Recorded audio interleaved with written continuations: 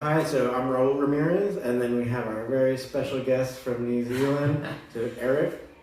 And so he has been using our online program at the MMA gym Lions Den in New Zealand. Can you kind of tell us where that is located? Yeah, it's in Whangarei, New Zealand. It's the largest city in the Northland of the North Island, about 2.5 hours drive north of Auckland. So the main focus of this gym is MMA, right? Yes, yeah, it was founded 8.5 years ago. The primary focus is to build a martial arts system that's going to get them successful for mixed martial arts. Okay, can you tell us, when you got there, were they already doing any kind of wrestling, or what was the grappling like? No, the only grappling, the striking arts, of course, were karate, kickboxing, boxing, but when it came to the grappling arts, the only thing that was being taught was no-gi, Brazilian Jiu-Jitsu. Okay. And how did they respond to the catch wrestling stuff? Oh man, they were just like, what is this?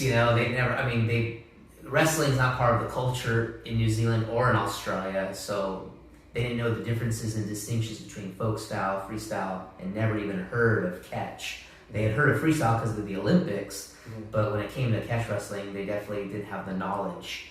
So it was definitely brand new information for them. Awesome. And are they liking it? Oh, they loved it. I mean, it's they still love no-gi BJJ and want to compete and all that, but they weren't really confident in standing position. They weren't confident in takedowns or preventing takedowns. And a few of the juniors and the seniors have pulled me aside and said, Eric, I have to admit, I enjoy the catch wrestling more, and I wish that you would teach that more. Not that we want to totally abandon BJJ, but they're just falling in love with it because it's so new, and anything new is exciting, but especially when it's new and it's working. And so a lot of them I'm seeing when they're rolling or doing their live wrestling or live grappling, they're using the techniques and they're trying them out. Cool. Do you think it's also helping some of the guys who are more focused on MMA? Do you think it's helping them? Oh yeah, for sure. A lot of and then the amateur MMA fighters, they're saying that they're getting more confident in standing and not automatically wanting to pull guard. When someone does grab a hold of them, they're getting more excited about, maybe I can go for the takedown or at least prevent them from taking me down. So they're seeing wrestling as beneficial. In fact, the head coach said for 2020, we're going to focus even more than ever on our ground game, on grappling, and that's definitely going to include wrestling, because he was seeing even how Russia and the Khabib's people, Dagestan, were having so much success even in the amateur world, that he said we definitely here in New Zealand have to focus more than ever on our wrestling. Oh, awesome. Yeah, that's what he said just recently. Cool. Yeah. Well, I think also because you're doing so well, having been there for the past 6 months. 6 months, yeah. Yeah. So you're giving everyone confidence down there. Yeah, no, it's definitely what I also love is that wrestling also everything has its own culture, and wrestling has its culture. And wrestling is notorious for having athletes who are mentally strong, having a strong mindset, strong mentality, and I think that's also what I'm trying to impart to my students and to my fellow athletes out there, is the just that grind and that mental toughness, especially needed for MMA, but it's translating well into MMA because of that wrestling. Not that jiu-jitsu doesn't have that, but it's just wrestlers, even jiu-jitsu players admit, have that tough mindset. And that's why they do so well even in the UFC or in ONE. Yeah. So yeah, I'm definitely loving passing wrestling culture as well. And wrestling, thinking like a wrestler. That's also what I'm enjoying imparting to the students. Cool. So then down there, then you're actually just, even though we've trained together, you're kind of going along the curriculum that we have on our online course. Right. Right now, I've been teaching them the catch wrestling stand-up fundamentals, and also teaching them some of the curriculum that you have on your YouTube channel and things that we've done in person. And that's what's really great about it, is not only am I teaching this knowledge or this online courses, because you practice martial arts, you study martial arts, but having trained with you in person, knowing you personally, has helped my teaching even more, because I'm like, no, this is coming from the source. I've trained with this man, I've I've felt his power, I know what he brings to the table, and it's legitimate, and it gives more credibility when I do teach, because they know that I have a relationship with you as my coach. So that gives me more street cred, and when they ask for my resume, so to speak. And so yeah, I'm looking forward to 2020, finishing up that, and going into your second online course, which is the ground stuff. The ground fundamentals, the ground stuff. So that's what I'm looking. And they're excited, because I told them as soon as we get done with stand-up fundamentals, we're going right into that curriculum, right into it. All right, cool. Well, so then if anybody happens to be in that part of the world, then make sure to look up Lions Den and Whangarei, and make sure you look up Coach Eric.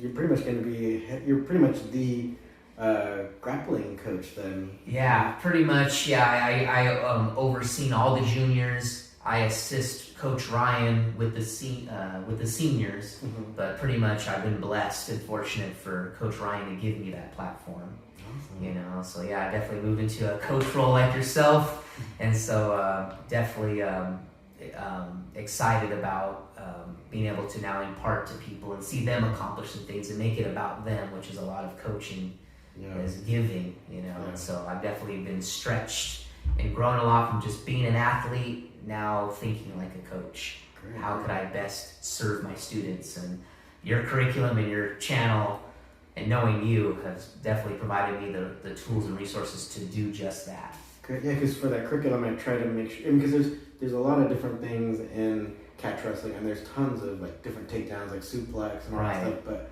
I try to put a lot of the most applicable things into both of the curriculums, like the ground and the stand-up stuff. So I'm happy to hear that it's working out. Yeah, no, it's 4 stars, good feedback. It's I'm obviously here in California on vacation and being with my family for the holidays, but they are so looking forward to my return.